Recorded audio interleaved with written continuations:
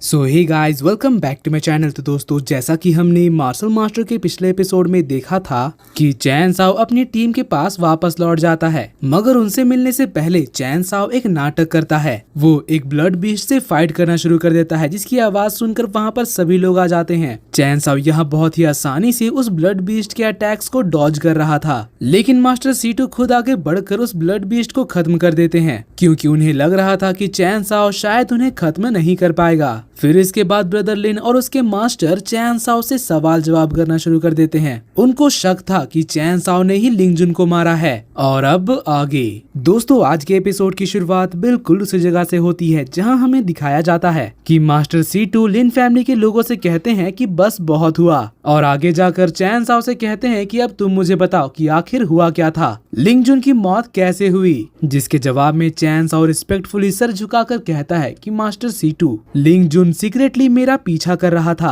और उसके इरादे बिल्कुल भी ठीक नहीं थे, इसलिए जल्दबाजी में मुझे अपनी जान खतरे में डालकर ग्रैंड कैनियन के अंदर जाना पड़ा, और वहाँ भी मैं सिर्फ अपनी किस्मत की वजह से बचा। इसीलिए फिर मैंने वहीं पर कल्टीवेशन करने का डिसाइड किया। मैं वहाँ पर जितने भी समय तक था सिर्फ कल्टीवेशन की प्रैक्टिस करता रहा, और मुझे इसके अलावा और कुछ भी नहीं पता। मास्टर सीटू ये सुनकर हैरान हो गए थे। वो कहते हैं कि क्या तुम्हें सच में कुछ नहीं पता? मगर तभी पीछे से ब्रदर लिन कहता है कि ये सब बकवास कर रहा है, ये बंदा तो सिर्फ एक हाफ स्टेप मार्शल एम्परर है, तो आखिर ये ग्रैंड कैनियन से बचकर बाहर कैसे निकल पाया? बताओ चैन साओ, आखिर तुम मास्टर लिंग जुन से बचकर कैसे निकल पाए? अभी तुम्हारे पास मौका है, अपनी गलती मान लो, वरना आगे तुम्हारे साथ जो कुछ भी होने वाला है उसके लिए तुम हमें ब्लेम मत करना। तो फिर चैन साओ इसके जवाब में एक गहरी सांस लेकर कहता है कि तुम ही तो ये कह रहे हो कि मैं बस एक हाफ स्टेप मार्शल एम्परर हूँ, तो आखिर तुम ही बताओ कि अगर मेरा मास्टर लिंग जुन से सामना होता तो मैं अब तक मर चुका होता।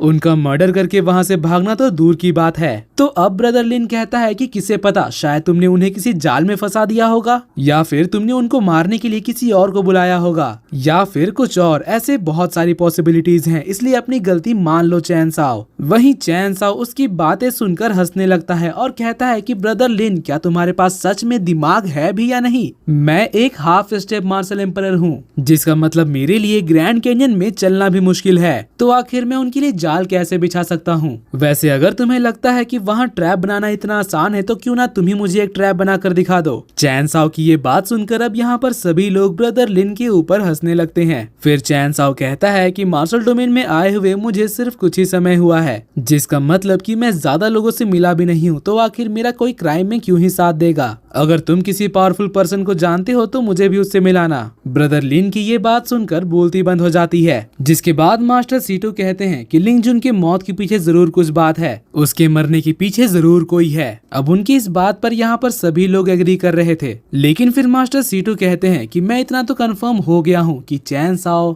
मास्टर लिंग जुन के मौत के पीछे नहीं है। और इतना कहने के बाद फिर वो चैन साओ को एक एसेंस स्टोन देते हैं और बताते हैं कि ये एक ब्लड बीस्ट का एसेंस स्टोन है। चैन साओ, इसकी मदद से तुम अच्छी तरह से कल्टीवेशन करना। तो चैन साओ ये चीज देखकर काफी ज्यादा हैरान हो जाता है। वो कहता है कि मास्टर, इस ब्लड बीस्ट को तो आपने मारा था। तो मास्टर सीटू कहते हैं कि ये मेरी तरफ से तुम्हारे लिए एक प्रेजेंट है, इसलिए इसको मना मत करो। और फिर बाकी डिसाइपल से कहते हैं कि अब जाकर तुम सभी रेस्ट कर लो। वहीं ब्रदर लिन और उसके मास्टर चैन साओ से कहते हैं कि तुम अभी तो बच गए, मगर आगे तुम्हारा बचना मुश्किल है। और फिर वो दोनों भी यहाँ से चले जाते हैं। जिसके बाद फिर रेड हेयर बॉय और येमो चैन साओ से मिलने के लिए जाते हैं और कहते हैं कि तुम्हें सही सलामत देखकर हमें बहुत ही ज्यादा खुशी हो रही है। जिस पर चैन साओ कहता है कि हाँ, मैं बहुत लकी रहा। वैसे मैं भी ये देख पा रहा हूँ कि तुम लोगों ने काफी ज्यादा प्रैक्टिस किया है, तुम्हारे कल्टीवेशन लेवल्स पहले से बहुत ज्यादा बढ़ चुके हैं। तभी पीछे से लेडी ओयांग आगे बढ़कर चैन साओ से कहने लगती है कि अभी ज्यादा खुश होने की जरूरत नहीं है, लिन यूनान और उसके साथी इतनी जल्दी हार नहीं मानेंगे, इसीलिए बेहतर तो यही होगा कि तुम मास्टर सीटू के आसपास ही रहो, या अगर तुम चाहो तो तुम मेरे साथ भी रह सकते हो, मैं तुम्हें सेफ रखूंगी। तो चैन साओ उससे हंसते हुए कहता है कि मिस ओयांग, आखिर अचानक से आपको मेरी इतनी फिक्र क्यों होने लगी? कहीं ऐसा तो नहीं कि आप मेरे प्यार में गिर गए हो? तो ये चीज सुनकर मिस ओयांग शर्मा जाती हैं और उनकी बोलती बंद हो जाती है। फिर बिना कुछ कहे वो यहाँ से चली जाती है।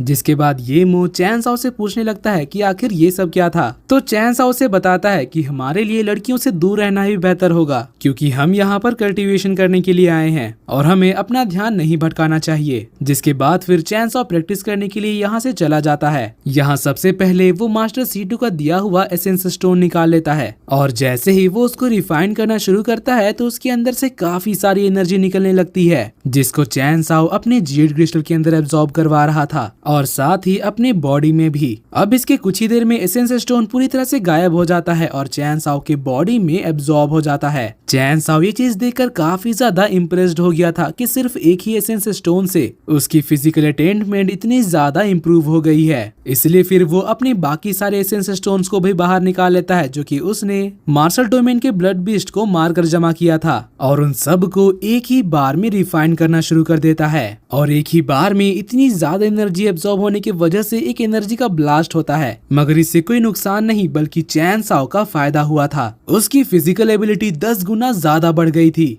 वो कहता है कि अब मैं इमॉर्टल रेल्म के 7th लेवल से ब्रेक थ्रू करने के बिल्कुल करीब हूँ। जिसके बाद वो उड़कर कहीं जाने लगता है। फिर सीन चेंज होता है और हमें दिखाया जाता है कि प्याओ मियाओ पैलेस के लोग और वो मेज मिलकर अभी भी उस फॉर्मेशन को क्रैक करने की कोशिश कर रहे थे और उनकी इतनी मेहनत के बाद फाइनली वो फॉर्मेशन क्रैक होना शुरू हो जाता है, जिससे एक अलग ही जगह में जाने का पोर्टल खुलता है और साथ ही एक बहुत बड़ा सा धमाका भी होता है, जिसको न सिर्फ प्याओ मियाओ पैलेस के लोग देख पाते हैं बल्कि मार्शल डोमेन में आए हुए सभी लोग ये चीज अच्छी तरह से देख पा रहे थे। ये पोर्टल बहुत ही ज्यादा बड़ा था।